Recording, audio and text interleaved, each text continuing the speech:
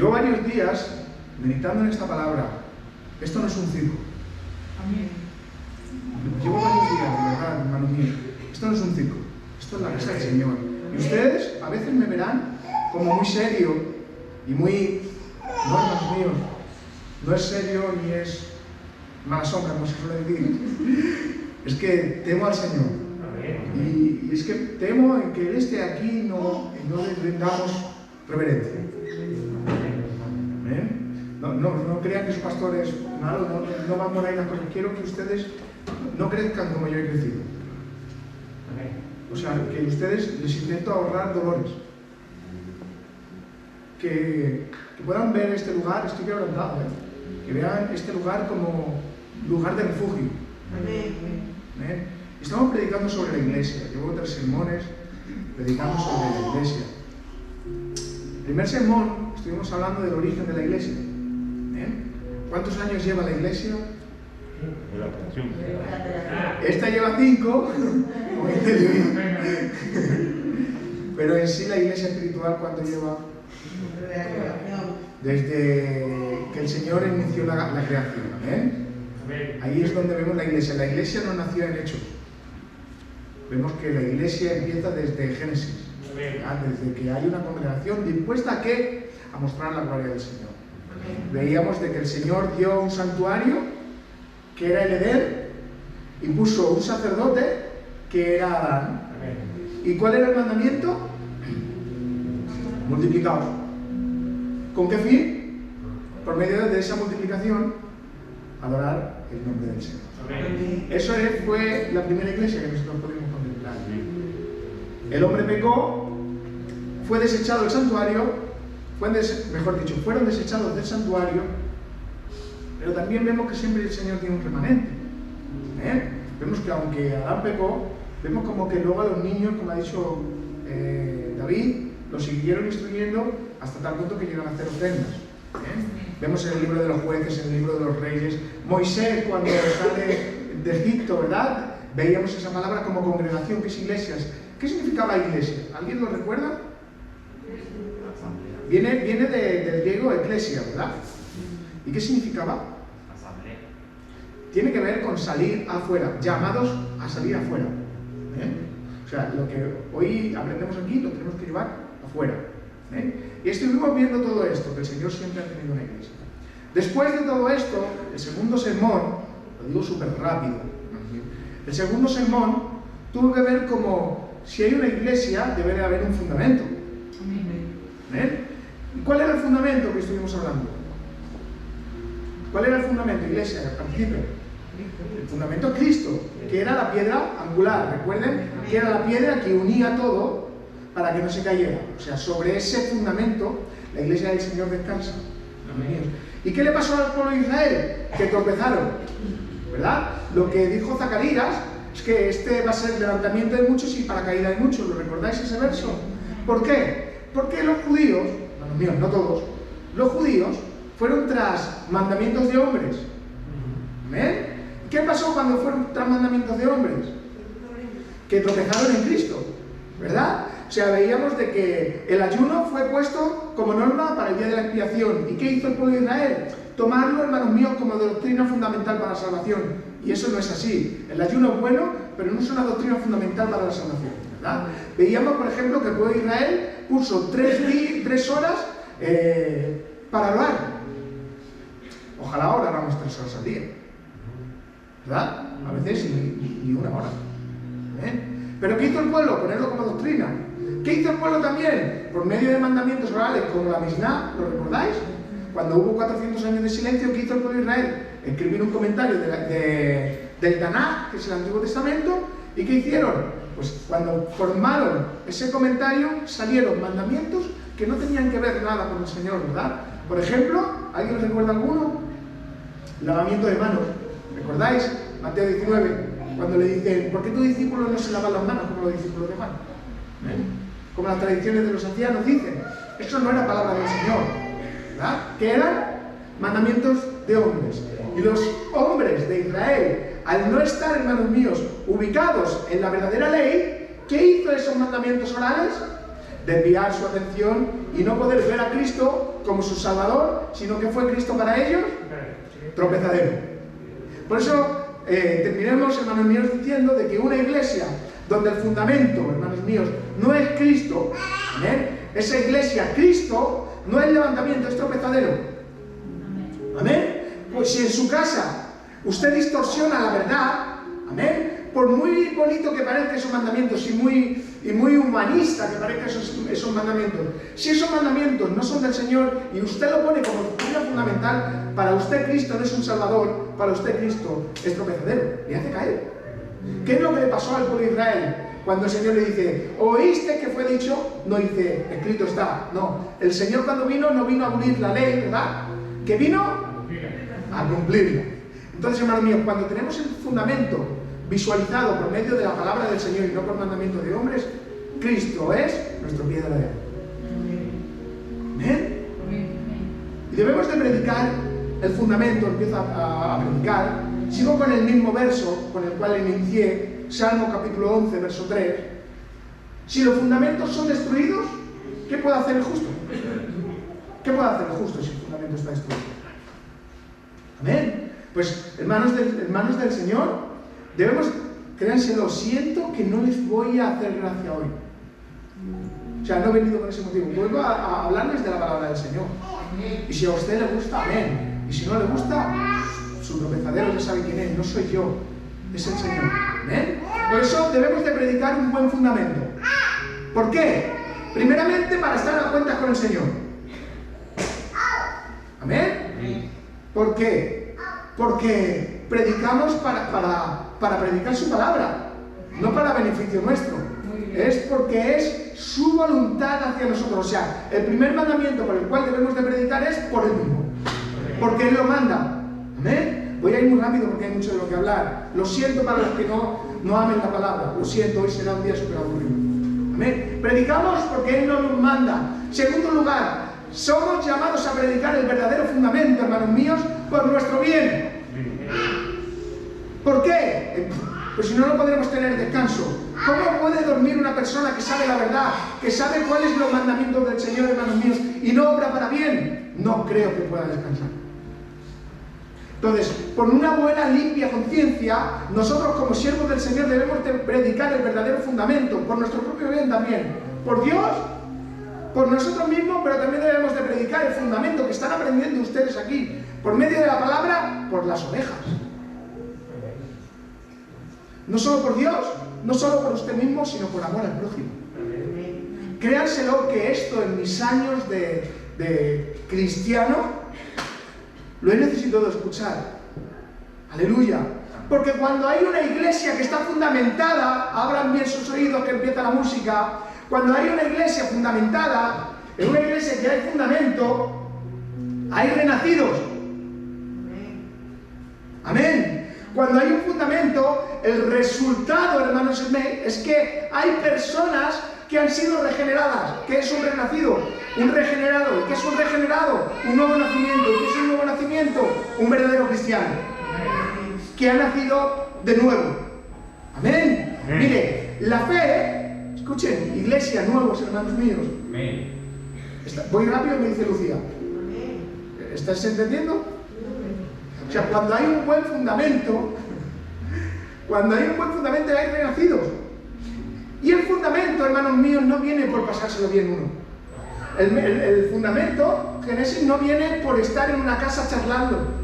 El fundamento no viene por jugar un partido. ¿Cuántas veces han querido unir la iglesia por medio de un partido de fútbol, por medio de una cena, por medio de un café? Mirad, hermanos míos, el fundamento no viene por charlar en una casa siendo personas de buenas personas. ¿Ustedes conocen a alguna buena persona? Que pagan sus impuestos, que son agradables, que no son capaces de contestar con grosería. Buenas personas, lo que el mundo dice ser buenas personas. Un conjunto de esas personas no es una iglesia. No, hermanos míos.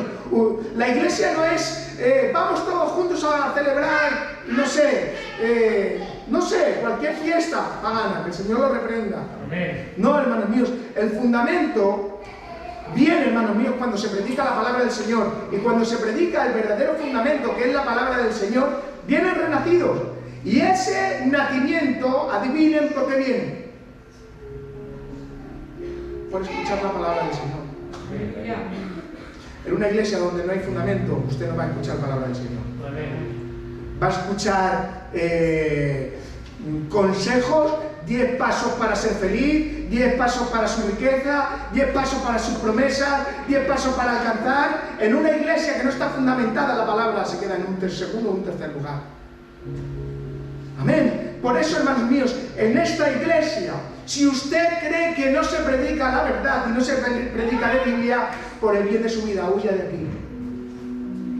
Pero si usted cree, hermanos míos, que aquí yo a usted no le vengo a entretener, ni a hacerles gracia, ni a reírnos nada, si usted cree que yo vengo solamente a predicar la santa palabra divina del Señor, por muy mal que le caiga, venga y escuche la sana doctrina. Amén. Porque la fe viene por el oír. Gloria a Dios. Oír la palabra del Señor. Gloria a Dios. Amén. Primer punto de una iglesia fundamentada es que hay nuevos nacimientos. Renacidos. Porque por medio de la palabra, cuando se predica, el Señor nos limpia. Estas son las consecuencias, hermanos míos, de tener un buen fundamento. Ver a personas como el Señor las trata por medio de la palabra. He asistido a una iglesia durante 25 años aproximadamente y he sido un incrédulo, un pecador y un malhechor, porque hasta que no me encontré con la palabra no nací de nuevo. Usted puede venir aquí toda su vida, pero si la palabra del Señor no le limpia, usted no es un nuevo nacido. 2. ¿Qué más? Fíjense qué ejemplo he escrito. Primera de Pedro, capítulo 2, verso 1. ¿Tienen Biblia? Vamos a utilizarla. Verso 1.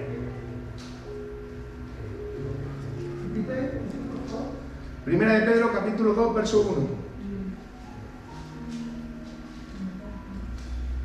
Cuando la iglesia, escuche bien, Primera de Pedro, capítulo 2, verso 1, y vamos a leer hasta el 3. Cuando la iglesia está bien fundamentada, hay nuevos nacimientos. Mire, Jocelyn y Lucía están embarazadas y dentro de nada darán a luz. Cuando se ha dado a luz, perdonen que ponga este ejemplo tan sencillo, es porque hay una semilla. ¿Ven? Antes de dar a luz, hubo una semilla y ustedes lo están entendiendo, ¿verdad? Dice Primera de Pedro, capítulo 2, verso 1, desechando puedes toda malicia. ¿Podemos desechar la malicia? Todo engaño, hipocresía, envidias y todas las detracciones. Y dice, fíjense en el verso 2, desead como niños recién nacidos la leche espiritual no adulterada, para que por ella crezcáis para salvación, si es que habéis gustado de la benignidad del Señor. O sea, el segundo punto de un buen fundamento, hermanos míos, es que, hermanos míos, hay crecimiento. Amén. Esto es para disfrutar. Los que amamos la palabra, esto es para disfrutar este sermón. O sea, cuando hay un buen fundamento, hay nuevos nacidos. Pero como está el fundamento, hermanos míos, en la palabra del Señor, dice, aleluya, que hay crecimiento. Amén. Amén. Mira, cuando hay crecimiento, ¿cómo podemos saber que estamos creciendo? Que no solamente somos bebés, sino cuando, hermanos míos, cuando hemos nacido, un niño, bebé, anhela deseosamente la leche materna. Y da igual la hora que sea, da igual que sea a las 3, ya sea a las 4, ya sea a las 5, no sé cada cuánto tiempo come un bebé, un biberón o pecho materno. ¿Cuánto tiempo? Cada 2 horas. Hermanos míos, el Señor nos insta que cuando hay un fundamento en nuestras vidas, debemos de ser como esos niños que anhelan, desean, hermanos míos, la leche materna, el alimento espiritual. Cuando habla de la leche espiritual, está hablando de la palabra del Señor. Cuando hay crecimiento, cuando hay un buen fundamento en su vida, no solamente en la iglesia, en su matrimonio, en su vida personal, usted debe de desear, hermanos míos, como un niño recién nacido, la leche, la palabra del Señor. Si usted no anhela leer la palabra, comer la palabra, obedecer la palabra del Señor, usted, siento decirle que no ha nacido de Dios. Porque el primer síntoma que tiene un nuevo nacimiento es que tiene hambre. Mirad, recuerdo cuando nacieron mis niñas pequeñitas, amén, que lo primero que hace un niño es llorar. Eso es una señal de que el niño está bien. Amén. ¿Quieren saber otra señal de que el niño está bien? Que come. Si un niño no come, no está bien. De hecho, muere si no come. Aleluya. Entonces, nosotros debemos crecer con esa necesidad, hermanos míos, de comer la palabra del Señor. No se engañe, iglesia del Señor. No vengo aquí a meterme con nadie, de verdad. Vengo a hablarles de la palabra del Señor. Si usted no tiene, hermanos míos, necesidad, hambre, de que sea a las 3, las 4 de la mañana, sea la hora que sea, de leer la palabra del Señor, hermanos míos, examine su vida, porque creo que no ha nacido de nuevo. No ha nacido de nuevo. ¿Cuánta necesidad tiene usted por la palabra? Dice que somos limpios por ella. Amén. Desead como niños recién nacidos la leche espiritual. ¿Has visto esos niños? Da igual que el padre esté durmiendo, da igual que la madre esté durmiendo, da igual donde esté, da exactamente igual, si es en un cine, si es en un teatro, si es en la casa, si es donde sea. El niño cuando tiene hambre llora. ¿Por qué? Porque quiere comer. Así debe de ser una iglesia bien fundamentada, llorando, gimiendo, ya saben ustedes que lo estoy espiritualizando, aleluya, por la necesidad de leer la palabra del Señor. Amén. Si usted se conforma solamente con venir a la iglesia, hermanos míos, siento decirle, usted tiene un serio problema. Porque el fundamento es anhelar la palabra. Es que a mí no me gusta leer. A mí tampoco me gustaba antes leer. Pero sí me encanta estar con el Señor. No me gusta leer, pero quiero pasar tiempo con el Señor y quiero que me hable, quiero que me discipline, quiero que escuchar sus versos como lo hemos escuchado esta mañana, ¿verdad? Tú fuiste mi primer amor. Aleluya. No me gusta leer, pero te tiene que gustar pasar tiempo con el Señor. Y si usted me dice, no, yo oro mucho. No, la oración lleva la lectura. Amén. Aleluya. O sea, un buen fundamento hace de que nazcamos, un buen fundamento hace que crezcamos, y un buen fundamento en la iglesia, en su casa, en su hogar, hace que crezcamos, que maduremos. No creo, hermanos míos, en que tengamos que estar como niños siempre. Recuerden lo que le dijo el apóstol Pablo a la iglesia de los Corintios. Ya teníais que estar comiendo carne sólida. Y estáis todavía con la leche. Esto pasa en la iglesia. No hablo de salvación, hermanos míos. Hablo que muchas veces nos quedamos con lo primero. Amén. Fíjense lo que sigue diciendo 1 de Pedro, capítulo 2, el verso 5. Leanlo conmigo. Utilicen su Biblia, por favor. Dice, vosotros, se está refiriendo a la iglesia, vosotros también, como piedras vivas, dice, sed edificados como casa espiritual y sacerdocio santo. Amén. Amén. Y fíjense lo que dice, esta frase brutal, para ofrecer sacrificios espirituales aceptables a Dios por medio de Jesucristo. Cuando el fundamento es sólido, en vez de pedir, ofrecemos. Amén. Esto, hermanos míos, es lógica. Cuando alguien, hermanos míos, crece, en vez de estar pidiéndole a la mamá, dame leche, dame leche, dame leche, ¿qué es lo que hace? Lo busca y si hace falta ofrece. Aleluya. Cuando somos adultos el Señor, ¿quiere saber usted? ¿Usted cree que ha nacido? ¿Ha nacido? Espero que sí. Ahora, ¿quiere saber usted si ha crecido? ¿Eh? Pues, hermanos míos, entienda esta palabra. ¿Cuánto se deja usted labrar? Porque, ¿saben qué? El Señor Escuchen, por favor. El Señor inspira a Pedro para que cuando escriba estos versos tenga en mente cuando edificaron el templo de Salomón. ¿Qué pasó en el templo de Salomón? En el templo de Salomón se edificó de tal manera que las piedras eran talladas, hermanos míos. Hoy en día tenemos maquinarias. Pues, ¿saben que hubo gente que murió por labrar piedras? Pues, hasta tal punto que ni en el templo se escuchaba, hermanos míos, se tenía que escuchar martillo ni cincel. Porque se labraba fuera y luego esa piedra era traída al templo.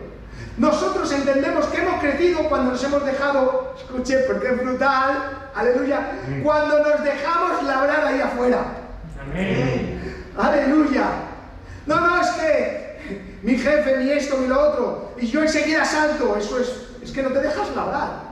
Pero cuando usted se deja labrar, está en mente el Señor, en la pluma de Pedro. No os preocupéis, que una vez que seáis labrados, seréis traídos al templo. Usted no será traído al templo, a no ser que sea labrado. Yo hubiera dicho un fuerte amén. Amén. Esa es la señal, hermanos míos, de que el Señor nos está tratando. Esa es la señal, hermanos míos, de que estamos creciendo, de que nos dejamos labrar. Esto es para ponerle música. Nacemos, crecemos y maduramos. Amén. ¿Cuántos discípulos hay del Señor? ¿Cuántos discípulos hay del Maestro? ¿Y quién puso este fundamento? Porque el fundamento, ¿sabemos quién es? ¿Quién es el fundamento? ¿Y quién puso el fundamento? Mire, el fundamento es Cristo, pero el Señor en su soberanía, hermanos míos, en su soberana voluntad, decidió que este fundamento sea predicado por los apóstoles. O sea, Cristo se dejó en manos de hombres, confió en las manos de sus discípulos. ¿Ven? ¿Recuerdan en Mateo capítulo 16, cuando el Señor le dice a los discípulos, ¿quién dice que soy yo? ¿Lo recordáis? Y dicen, bueno, pues dicen que eres Elías, otros dicen que eres un profeta, otros dicen de que tal, otros se callaban porque escucharían que dirían que era un loco. Y cuando el Señor le dice, ¿y vosotros? ¿Y vosotros? ¿Quién decís que soy? ¿Amén? ¿Quién decís que soy? ¿Y qué dice Pedro? Lleno del Espíritu, y dice, tú eres el Cristo, el Hijo de Dios. Amén. ¿Y qué le dice el Señor? Alguien que me lo recuerde, por favor. No te lo reveló carne ni sangre. No te lo reveló carne ni sangre. Yo te digo que eres Pedro. Y sobre esta roca, ¿qué dice? Edificaré mi iglesia. O sea, el fundamento es Cristo, y sobre ellos van a poner el fundamento, porque el fundamento es la predicación de los profetas y los apóstoles. Amén. ¿Amén? Por eso, ¿quién pone el fundamento? Los apóstoles. ¿Qué estamos leyendo hoy nosotros? Las cartas, ¿verdad? Aleluya. ¿Y por qué el Señor puso en manos de hombres el fundamento? ¿Con qué propósito? Pues, hermanos míos, lo primero para manifestar, como siempre, su gloria por medio de la iglesia. Porque el Señor siempre ha escogido a un grupo de personas, ¿para qué? El sermón de hace 2 semanas, para manifestar su gloria. Amén. Y ahora, ¿sobre qué personas puso el Señor? Fíjense, acompáñenme, por favor, Marcos capítulo 3. Se van a ver súper identificados, espero que hoy el Señor vea. Marcos capítulo 3. Amén. Verso 13 hasta el 15 vamos a leer. Pongan ahí una marca que vamos a estar leyendo. Esto, por favor, tómenlo como doctrina, leer ustedes. Marcos capítulo 3, verso 13. Fíjense lo que escoge el Señor. Marcos capítulo 3, verso 13 al 15. Dice así: después subió al monte y llamó así a los que él quiso, subrayen esa palabra si quieren, y vinieron a él, y estableció, ¿qué dice? 12. Estableció a 12 con el propósito ¿De qué? Que estuviesen con De que él. estuviesen con Él. Y enviarlos a predicar. Y que tuviesen autoridad para sanar enfermedades y para sanar y echar fuera demonios. Creo que esto no va por la Biblia, creo que es. ¿Se la quitan? ¿Se ha quedado esto ya? Bueno, no nos hace falta por algo. Amén. Leo otra vez, ¿vale? Para que lo tengan en mente. Dice, después subió al monte y llamó así a los que él quiso y vinieron a él y estableció a 12 para que estuviesen con él y para enviarlos a predicar. Y tuviesen autoridad para sanar enfermedades y para echar fuera demonios. Amén. Fíjense cómo es el llamamiento. Fíjense cómo es el llamamiento. El primer punto de la escritura que hemos leído es que Dios escogió a quien Él quiso. Dios es así. Escogió a quien Él quiso para anunciar el fundamento que era Cristo. Amén. Y ahora yo les he traído, hermanos míos, no sé si funcionará. Sí. Yo les he traído, hermanos míos, cómo fue ese llamamiento. ¿Cómo es tu llamamiento? Porque nuestro llamamiento tiene que ser así. Aleluya. ¿Cómo eran esas personas? ¿Cómo fueron llamados? Pues, en medio de esos 12 que Él escogió, había incrédulos. Porque usted puede decir, el Señor escogió a 12, qué injusto. No, miren qué 12 escogió. Escogió a 12 incrédulos, a 12 que muchas veces de ellos eran incrédulos. ¿Recordáis Tomás? ¿Alguien que recuerde lo que hizo Tomás? No creeré hasta que no meta yo los dedos en su llaga. No creían. Y esto, hermanos míos, usted, quiero que lo puedan contemplar. ¿Qué 12 escogieron el Señor? 12 que también a veces eran incrédulos como Tomás. 12 que a veces eran impulsivos. ¿Alguien que recuerde a alguna persona que fue impulsiva? Pedro, ¿verdad? Si vemos la incredulidad del otro, en Pedro vemos su impulsividad, ¿verdad? Él, antes de pensar, hablaba. ¿Se ven familiarizados con ello? Creo que debemos de pensar antes de hablar. ¿Bien? ¿Recuerdan que cuando le dice, tú eres el Cristo, el Hijo del Dios viviente, ¿verdad? Solamente unos pasajes después, ¿qué hace Pedro? Dice, no vayas a Jerusalén. O sea, primeramente fue lleno del Espíritu, ¿verdad? Era llenado del Espíritu, era solo por el Espíritu, habló por boca del Espíritu. Pero luego después, como él, antes de pensar hablaba, ¿qué hizo? Querer entorpecer al Maestro. ¿Qué le dijo el Señor? Apártate de mí, Satanás. Era impulsivo, ¿verdad? ¿Recordáis? Cortó la oreja de Malcolm. ¿Sabes? Si llega a cumplir lo que él quería, mata a Malcolm. O sea, no iba a cortarle la oreja. Iba a matarlo. Y esto habría podido ser su muerte de Pedro. Porque al que hierro mata, a hierro muere. Fíjense qué impulsivo. Cuando ve al maestro que ya está en la orilla después de que le ha negado, ¿qué es lo que hace? En vez de remar y ir donde el maestro, ¿qué hace? No espera, se tira. Y va nadando del maestro, impulsivo. El Señor no solamente coge incrédulos, sino que también coge a impulsivos. En medio de los que Él escogió, también cogió a prejuiciosos. ¿Qué es un prejuicio? Alguien que tiene prejuicios, alguien que tiene, pues, ¿cómo podríamos expresarlo? Que juzga antes de tiempo, muy bien dicho. Amén. Pues, ¿recuerdan cuando había las reuniones que decían que no querían que vinieran los niños y espantaban a los niños? ¿Y qué le dice el Señor? Dejad que los niños vengan a mí.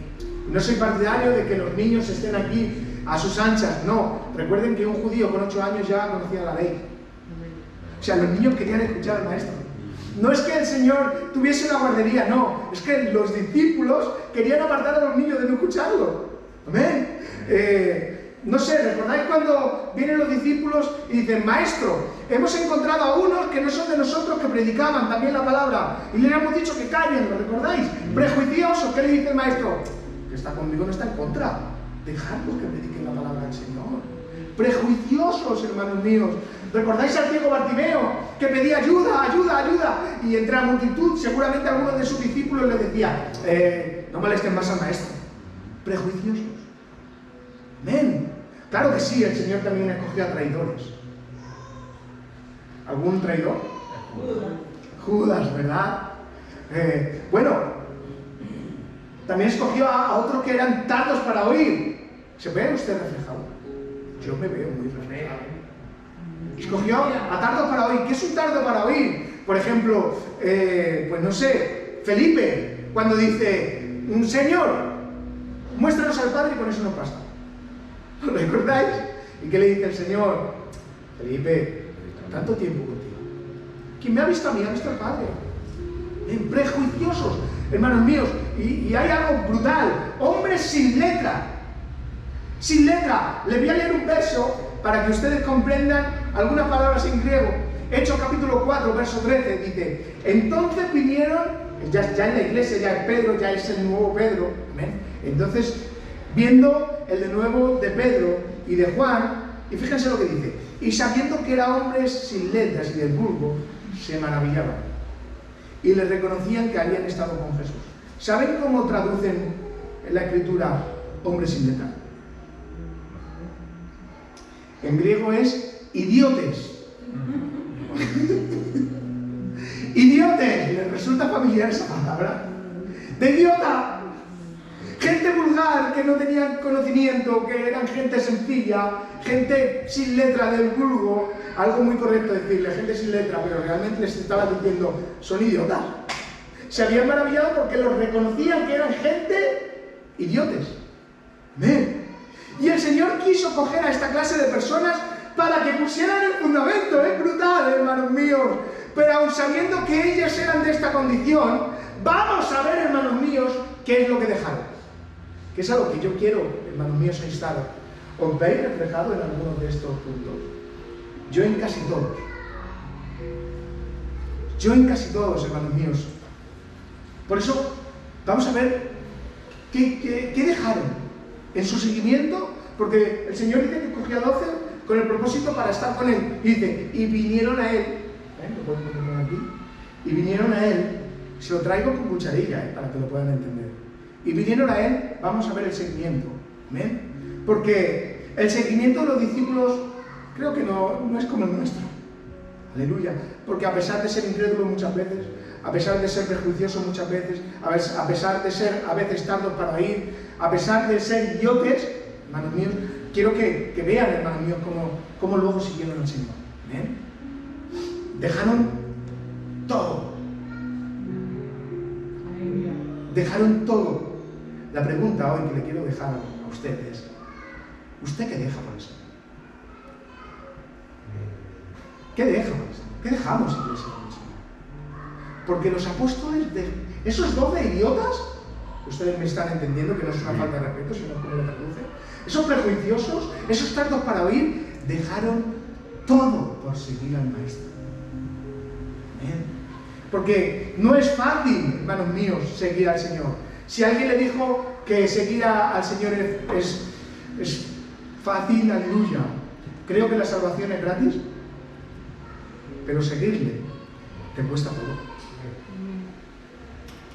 Te cuesta todo. Fíjense, vamos a ver dos discípulos. Es una clase, es una predicación, pero también es en modo de enseñanza. Juan capítulo 6, verso 16, búsquenlo conmigo. Juan capítulo 6, verso 1 y 2. Vamos a ver la comparanza de los discípulos, a ver a qué discípulos pertenecemos nosotros. David, a ver a qué discípulos pertenecemos nosotros.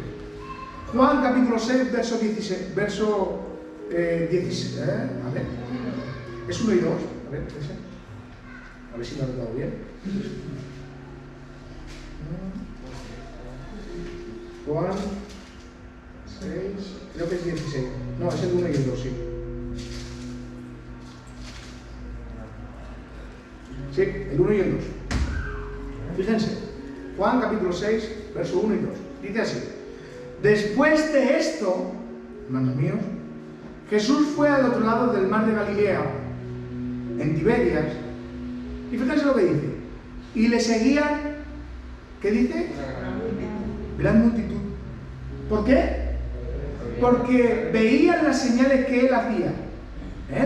Aquí, hermanos míos, a Jesús le seguían porque venía, hermanos míos, de hacer sanidades, hermanos míos, de hacer milagros.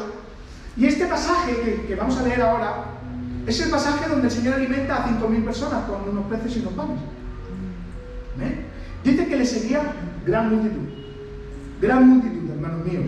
Verso 26.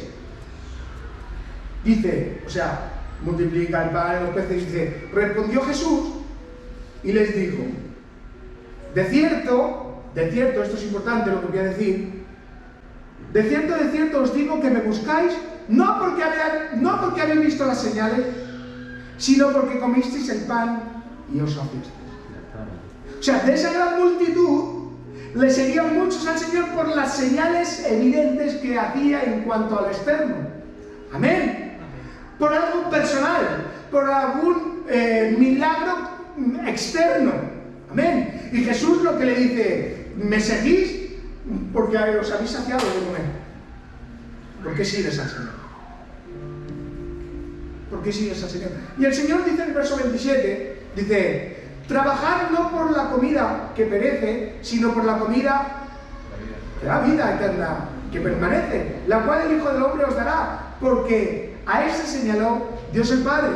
Amén. Hay muchos que vienen, hermanos míos, a la iglesia por algún milagro que necesitan externamente. Mirad, escuche, por favor, me quedan unos minutos, por eso no hemos estado alabando más al Señor por medio de la alabanza. A la iglesia no se viene para que el Señor restaure tu matrimonio. Lo puedo hacer. A la iglesia, a buscar al Señor, no se le viene para que te sane de la enfermedad. Eso es comida que merece. A la iglesia no se le viene para que te dé un trabajo. No. A la iglesia se tiene que venir porque hemos reconocido que las señales que Jesús tiene es la evidencia de nuestro Salvador. Amén. Gloria a Dios. Amén. Sin embargo, hermanos míos, quiero que vean la diferencia, hermanos míos, quiero que vean la diferencia con el verdadero discípulo. Muchos iban detrás de él, ¿por qué? Por la comida, por las señales de fuera. ¿Amén? Y es cuando el Señor dice, de cierto os digo que no coma mi carne y beba mi sangre, no entrarán en los cielos. Y fíjense, verso 66, fíjense los discípulos, no sé a qué discípulo pertenece usted. Verso 66 dice, desde entonces muchos de sus discípulos volvieron atrás y ya no andaban. Aleluya. Gloria a Dios. Y esto pasa en la iglesia, hermanos míos. Cuando ven que las cosas no van como ellos quieren, lo deja todo. Que el Señor nos libre de decir la verdad siempre. De que la palabra reine. Porque vean cómo es un falso discípulo. Cuando el Señor le dice la verdad, vamos a ver, dejaros ya de seguirme por la comida, por los milagros. Me tenéis que seguir por lo que yo soy, que no coma mi carne ni beba mi sangre. Y esto para un judío era lo más, hermanos míos. Y para que vean la diferencia, hermanos míos, de un falso discípulo que solamente sigue al Señor por interés, vean, hermanos míos, la evidencia de esos idiotes, de esos prejuiciosos. Vean, hermanos míos, aquellos que eran a veces tantos para oír. Versos 67 y 68. Entonces Jesús le dijo a los 12, ¿queréis iros vosotros también? Brutal. ¿Queréis iros vosotros también? O sea, al Señor no le importaba la soledad. El Evangelio es hermanos míos, es uno, no hay varios. ¿Queréis iros vosotros también? Fíjense el verdadero discípulo lo que dice. Aquel que a veces era impetuoso, a veces que era tentado para oír, a veces que hablaba antes de pensar. Mira lo que dice: ¿a quién iremos? ¿A quién iremos, Señor? ¿A quién iremos si solamente tú tienes palabras de vida eterna? Pedro visualizaba más las señales de la palabra del Señor, lo que él era, el verbo hecho carne, antes, hermanos míos, que las señales de milagros. Un verdadero discípulo. Aleluya. Verso 69 dice: y nosotros hemos creído y conocemos que tú eres el Cristo, el Hijo del Dios viviente. Ese es el Evangelio.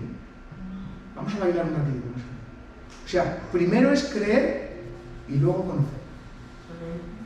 Porque hay muchos que conocen pero no creen. Otra vez, hay muchos que conocen la Escritura, que saben dónde están los salmos, que saben cómo se tiene que venir a la iglesia, cómo se hace una oración, hermanos míos, cómo se ofrenda, pero no creen. No creen. Vienen solamente al Señor porque el Señor haga un milagro externo de lo que necesitan y luego se olvidan. Que lo hemos visto aquí en la iglesia, hermanos míos. Hemos visto cómo matrimonios han sido restaurados y a la buena de primera de cambio. Cuando se les ha apretado un poquito más las tuercas, con la misma han salido. Hemos creído y conocemos. Aleluya.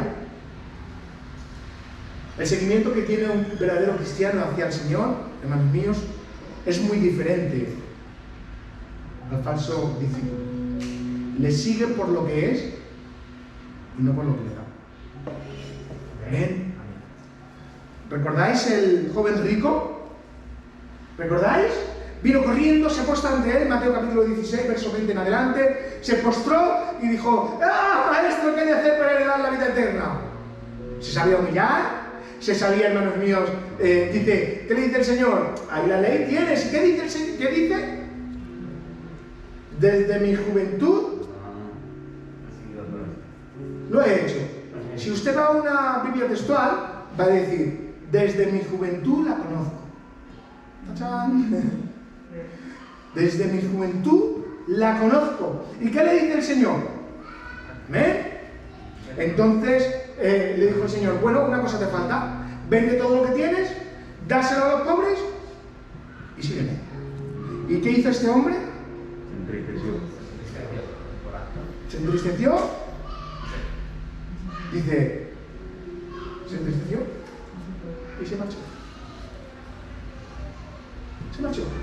¿Se dan cuenta? Un discípulo falso, cuando el Señor realmente le quiere hablar, cuando le quiere tratar, cuando no le conviene, ¿qué es lo primero que hace? Se da la vuelta y se va. Y el Señor empieza a ministrar. ¡Ay, es más difícil que entre un rico por la aguja, por el hueco de la aguja de la aguja! Bueno, ustedes conocen. ¿Amén? ¿Cómo era? No lo recuerdo. Que entre un camello. Es más fácil que entre el camello por el ojo de una aguja que un rico en el reino de los cielos. Amén, gracias, hermanos míos. Y está ministrando eso. Y fíjense, el impetuoso, aquel que es idiota, aquel que es prejuicioso, aquel que está para oír, fíjense, dice. Entonces respondió Pedro, verso 27, he aquí, nosotros hemos dejado todo. ¿Se dan cuenta? Aleluya. Los discípulos verdaderos dejaron todo, por muy, hermanos míos, incrédulos que a veces eran, prejuiciosos, impulsivos, tardos para oír, sin letra. Aleluya. Aleluya. Por eso, vamos a la recta final. Amén. ¿Lo están entendiendo, hermanos? Aleluya. En Mateo capítulo 16, verso 24, 25. Entonces Jesús les dijo a sus discípulos, y esa frase tenían que subrayarla: si alguno quiere venir en pos de mí, ¿qué dice más? Niégase a sí mismo, tome su cruz y sígame. Porque todo el que quiera salvar su vida, perderá. Aleluya. Esta palabra para mí ha sido, hermanos míos, una exhortación increíble. Porque el Señor solamente, escuchen por favor, el Señor solamente invita a que coja la cruz sus verdaderos discípulos. Amén. Yo muchas veces he querido poner la cruz sobre gente que no son discípulos. Y eso es agotador. Porque no puede ser. Solo aquella persona que es un verdadero discípulo está dispuesto a morir por ella. Amén. En ella, mejor dicho. Porque nosotros, hermanos míos, hemos poetizado mucho la cruz. ¿Amén? Hemos poetizado mucho la cruz. Pero la cruz es algo terrible. La señal de la cruz es morir en ella.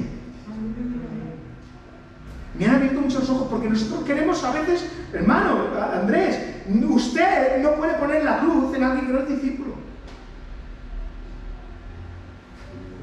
Poner la cruz, escuche bien, poner la cruz en alguien que no es discípulo, hermanos míos, es un fracaso.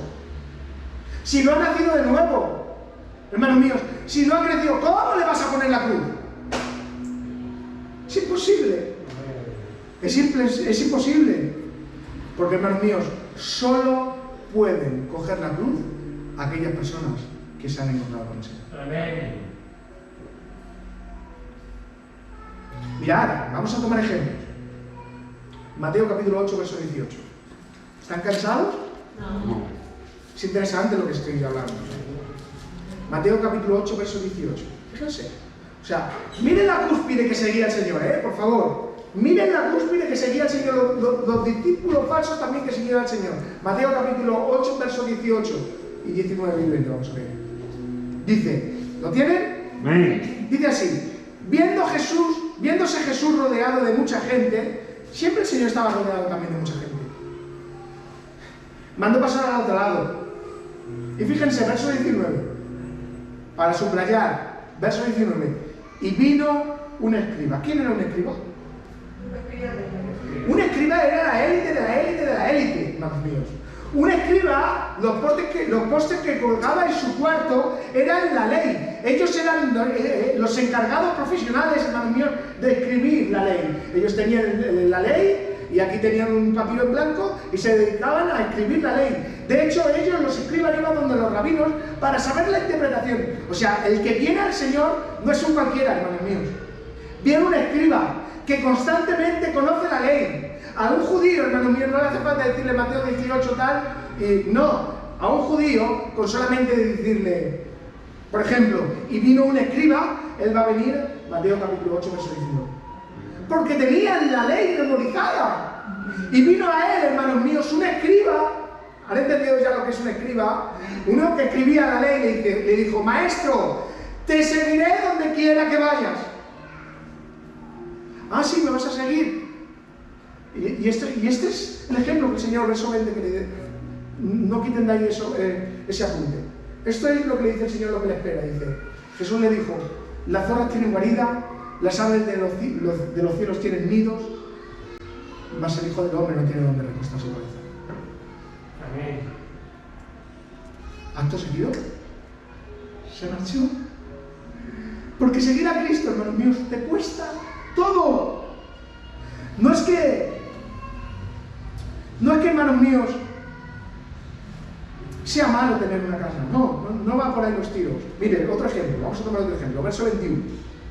Dice, otro de sus discípulos, verso 21, le dijo, Señor, permíteme que vaya primero y entierre a mi padre.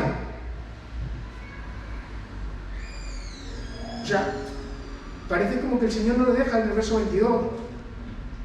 Porque le dice, Jesús le dijo, sígueme y deja que los muertos se entierren a sus muertos.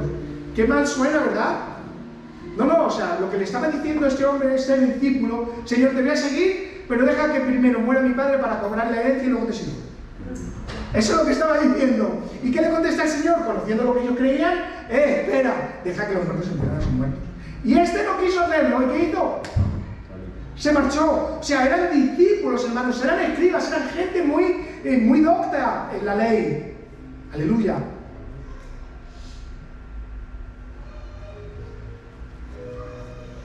¿Qué es lo que te está pidiendo el Señor? ¿Hemos crecido? ¿Qué es lo que el Señor dice que dejes?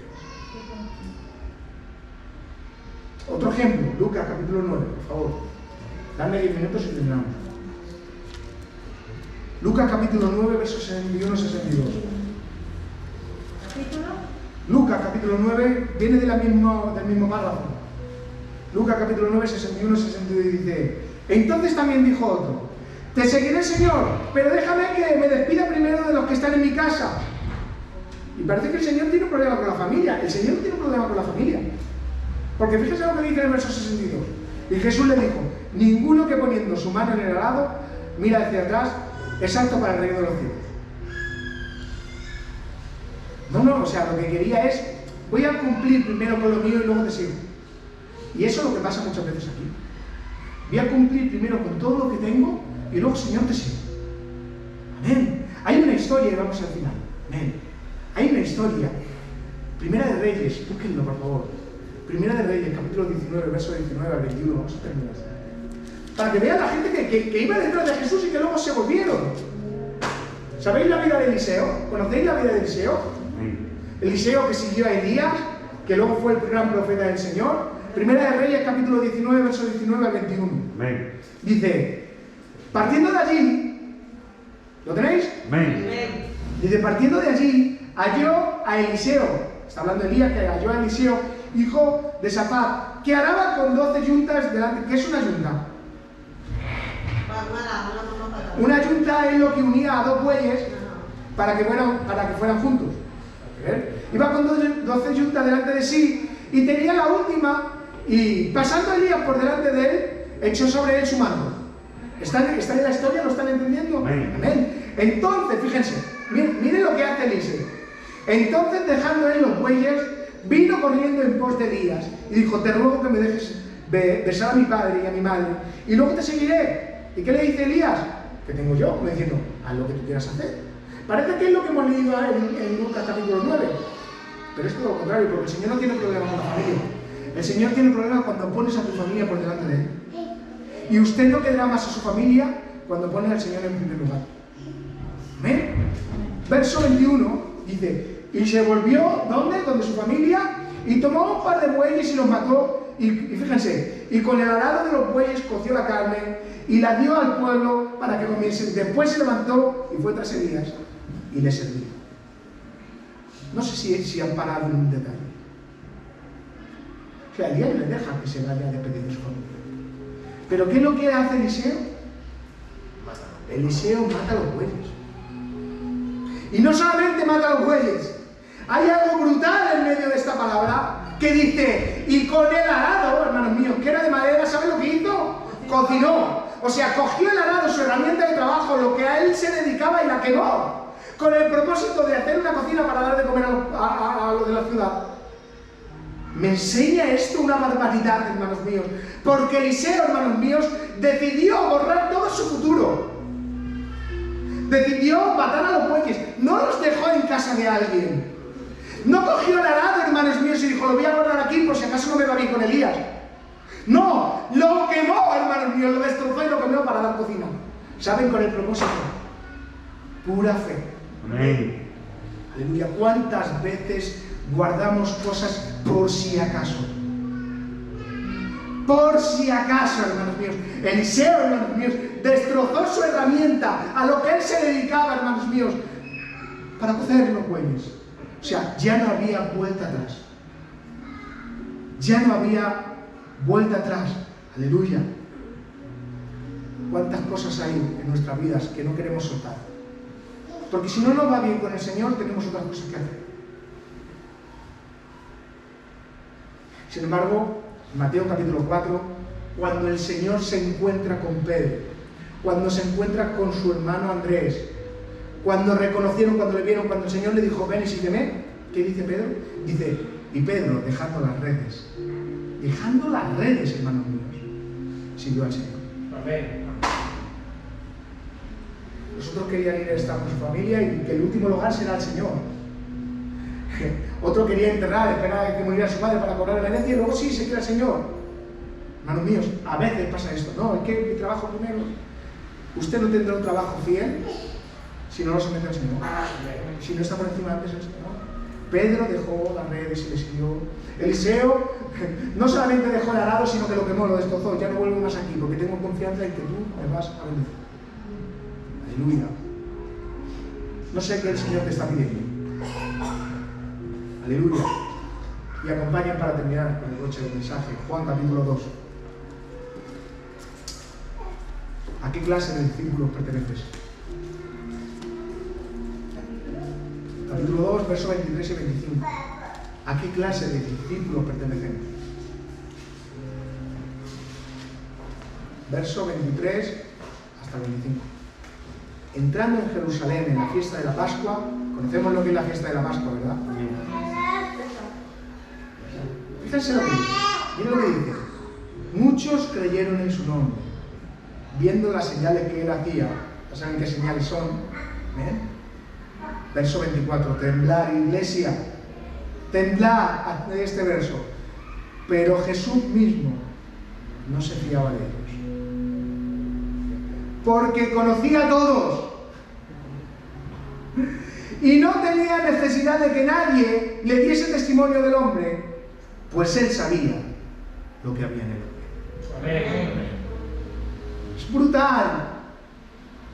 Jesús mismo no se fiaba de aquellos que profesaban que habían creído en él. ¿Se fía Jesús de ti? ¿Eres un verdadero discípulo? ¿Dejas todo como Pedro, Andrés, Eliseo? ¿O quieres enterrar a tu padre? ¿O quieres mirar hacia atrás? ¿O pones excusas? ¿O lo último es esto? Una iglesia que tiene un buen fundamento, hermanos míos. Cuando el sermón, hermanos míos, la enseñanza es bíblica y usted tiene como fundamento a Cristo, nosotros, como siervos del Señor, nuestra confianza debe de estar plena en Él. Fundamento de la iglesia. Confiar en Él. Aleluya. ¿Se fía Dios de ti? Porque por mucho que confieses y profeses, Dios conoce lo que hay en Jerusalén. Aleluya.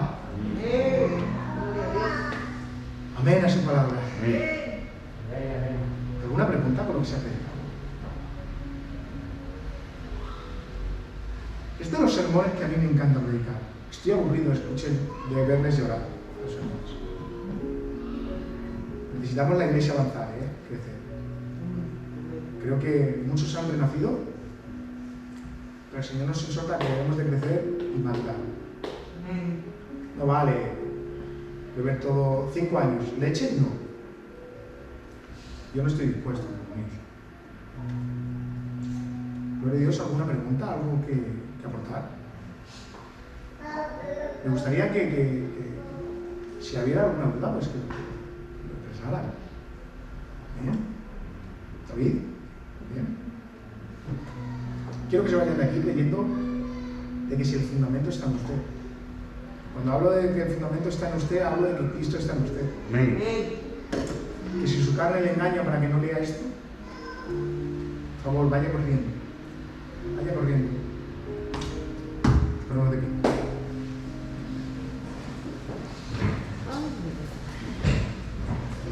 No sé cuánto tiempo he estado, pero la semana que viene seguiremos predicando de todo. ¡Ay, no! La semana siguiente viene pastorando. Por favor, no